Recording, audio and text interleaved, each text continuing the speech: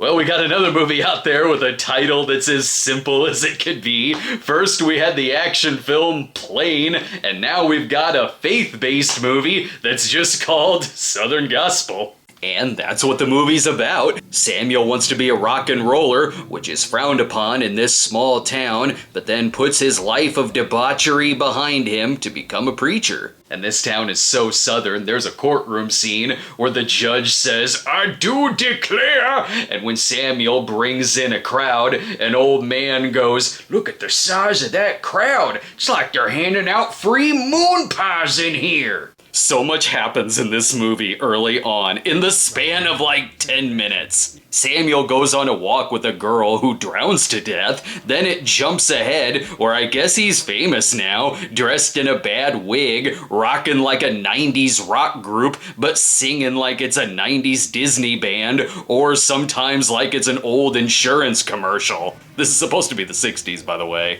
They ditch the wig quick when he wakes up in an interrogation room and the cop goes, "We cut your hair for you, hippie." It was nice of them to style it too. This band drinks so hard, one lights his crotch on fire when driving, then he crashes and burns to death. That's enough for Samuel to go back to his church. This is all in the first act. I was like, we've already seen the redemption arc. How does this movie have over an hour left? It is kind of a stuff just happens movie. It's very episodic. It could be called Rock and Roll Preacher and be an hour-long drama series on CMT. There's a lot of, now we're with this plot, now we're with that plot, and then there's this plot. It spans from the 60s to the 80s, and characters look the same. They just might throw a blonde wig on one. Sometimes I'd forget about certain characters. They have a daughter, and she disappears for a while.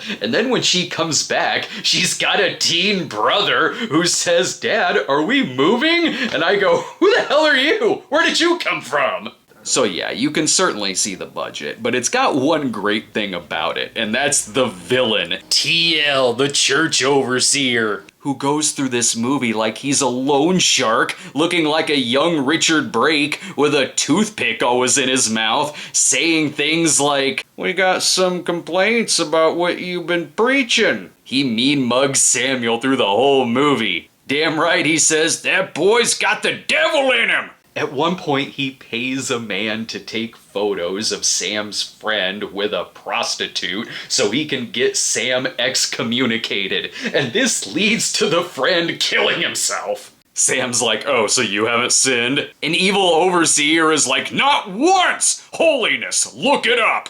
Really, the movie is a less hilarious The Identical. The flaws are there, hardcore, but the message is good, which all culminates in a story of forgiveness, and the acting is fine. Though sometimes I was waiting for this character to go corrupt, since he looks a lot like Andrew Garfield in the younger scenes of The Eyes of Tammy Faye. And since the movie really doesn't have much of a story, I couldn't tell how far into the movie we were, and its last 10 scenes all feel like they could be the final scene.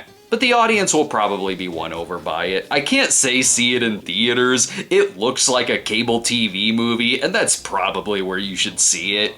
It's a C on the grounds of being perfectly harmless with a fun villain, and the acting's good. Thanks for watching, everyone, and be sure to check out our 3.5-hour Cinema Snob episode on 1961 in film, which is now posted over on Channel Awesome. See you next time.